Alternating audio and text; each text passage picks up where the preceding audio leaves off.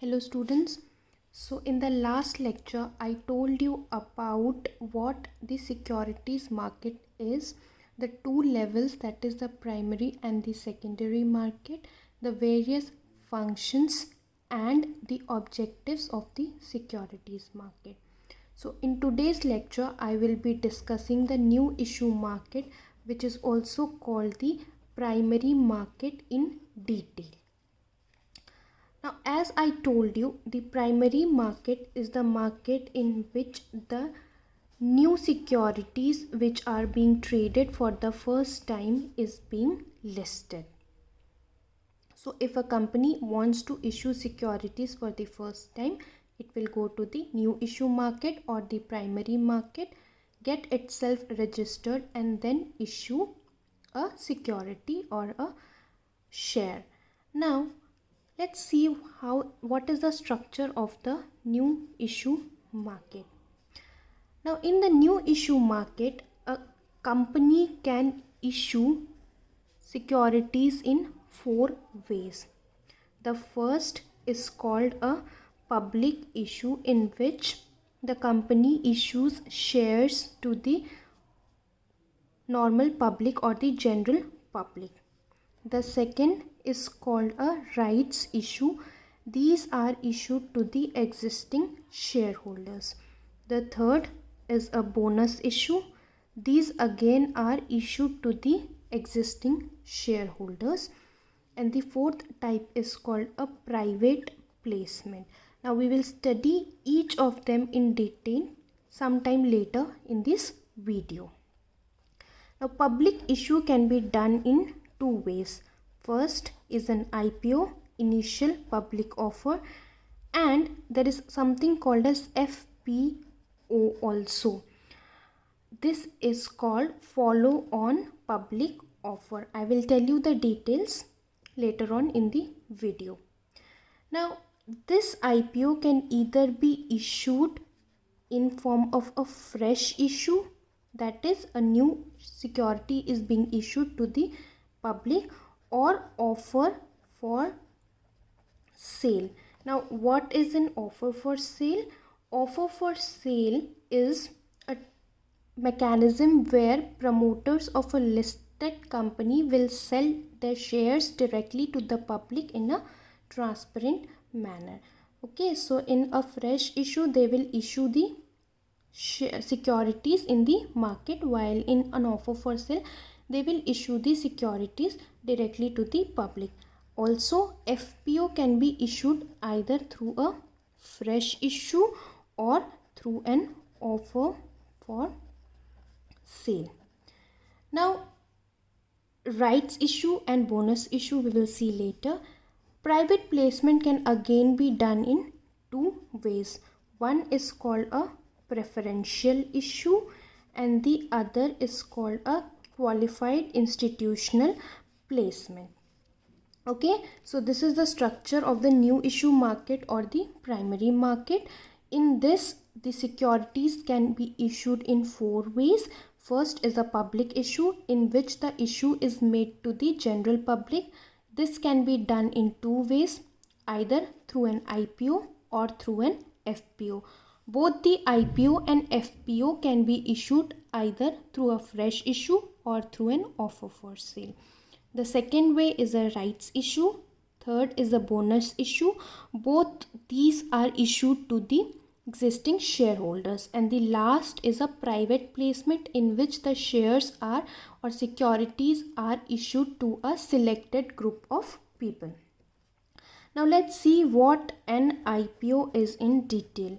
IPO stands for initial public offer. So as I told you, when a corporation first decides to issue stock to the public to raise funds, it engages in an initial public offer. Now the price for an IPO can be set in two ways. The first process is a fixed price, wherein the company before the issue of the shares decides what will be the price and states it to the market. The more popular method is called a book building method. Now this method has past the other method, which is the fixed price method. What happens in a book building method is, in this, the underwriter will ask investors to submit bid for the shares and the price they are willing to pay. So in the book building method, investors will be asked for two things. First is the price that they are willing to pay, and second is the number of shares that they are willing to purchase at that price. Now, after collecting data from various investors, the company will do an analysis and evaluate the aggregate demand for the issue, and based on the aggregate demand they will set up a cut off price, which will be the minimum price on which the shares will be issued. Now, after the price has been determined, the shares will be allocated to the bidders who have been ready to take the securities. So IPO is the process through which a company which is going to issue securities for the first time tries to raise its fund. Now, the price for an IPO can be set in two ways. First process is called a fixed price method, in which the company beforehand itself will tell what will be the price. And the second method, which is a more popular method and an important one for your topic, is book building. In this method, the price is determined based on the demand received from the various bidders. So from the various investors, the company will ask the price and the number of shares that they are willing to purchase, and based on this demand, the cutoff price or the FPO price will be done. Okay. Now let's move to second way of public issue, which is called an FPO. So what is an FPO? An FPO is FPO. So this is also called follow on public offer. Now, when is it used? Now, suppose there is a company which has already gone for an IPO. So it has gone for an IPO and it has raised funds through this IPO. But again, this company is short of funds and needs additional equity. So this firm needs additional equity. So what it can go? It can issue additional securities in the market, and this process is called a follow-on public offer. So it is the process through which a company which has been already listed on the exchange can issue the shares to the investors. It is not necessary that the company issues shares to the existing shareholders. These securities are issued for the general public. So public offer can be done through an IPO or through an FPO. Now the second way of issuing or issuing securities is a rights issue. Now I told you rights issue is done to the existing shareholders. So the existing shareholders. So what the company will do, they will decide a fixed date, and on this fixed date they will issue securities. So in a rights issue, existing shareholders will receive securities from the company and on a fixed date which is fixed by the company itself. The third way is a bonus issue. Again, this bonus issue is made to the shareholders, but the difference is there is no consideration taken from the shareholders. So in case of a rights issue, the shareholders will be considered to issue the securities. However, in case of a bonus issue, the shareholders are not considered or consulted. So the shares are issued out of the company's free reserves or share premium account in a particular ratio. Now the fourth method is called the private placement. Now in a private placement, what happens is the shares or securities are issued to a selected group of people.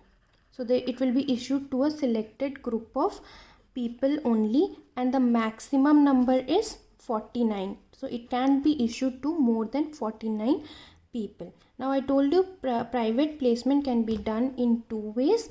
One is called a preferential issue and the other is qualified institutional placement. So in qualified institutional placement, only selected financial institutions will be allowed to take the offer or take the securities. So the issue in the new issue market has two stages. The first stage is a pre-marketing stage. Now what happens in the pre-marketing stage? In this stage, the company will choose the underwriter, and this underwriter is the company or the person who is responsible for issuing the shares on behalf of the company. So in case of a new issue, the underwriter plays a very important role, as they will be doing everything on behalf of the company to issue the shares. Like, they will be responsible for due diligence, for document preparation, for marketing, and for issuance of the securities. Okay. Now after they have done this, there will be a marketing phase. In this phase, the issue of the securities is informed to the general public, and various measures are taken so that the public is aware of the issue and they try to buy it at the best price. Now, issuing the securities in the new issue market is a good way of raising funds. However, there are various limitations of an IPO also. The first limitation is that it is very expensive. For issuing the securities through an IPO, the company has to hire underwriters and carry out a series of steps, which, like marketing, everything, which is very expensive. Secondly, if there is a company which has not been listed and it is planning to get listed through an IPO, then they have to disclose all financial, accounting, tax, and other business information, as it is mandatory for the companies that are listed on the stock exchange to reveal such information. Now there can be various legal costs, accounting costs, and marketing costs. These are the various costs that are associated with a IPO, and they are generally very expensive.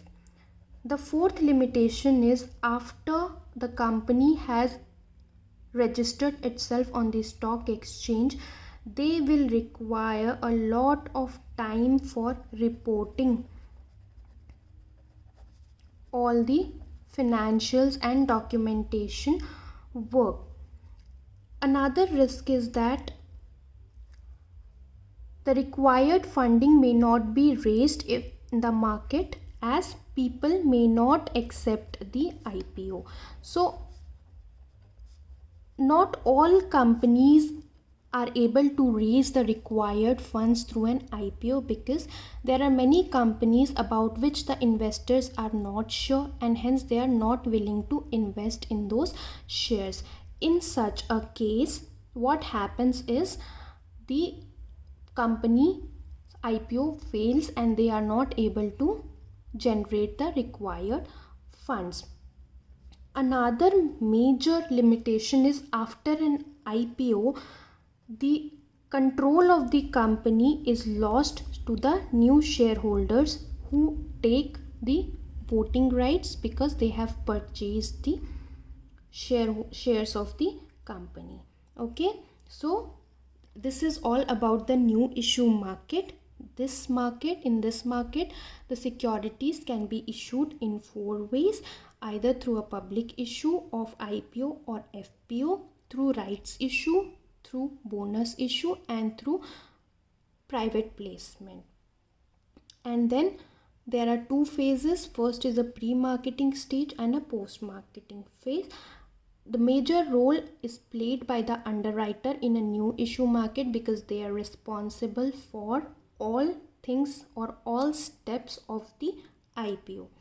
The IPO is not always beneficial. There are various limitations, like it is very expensive.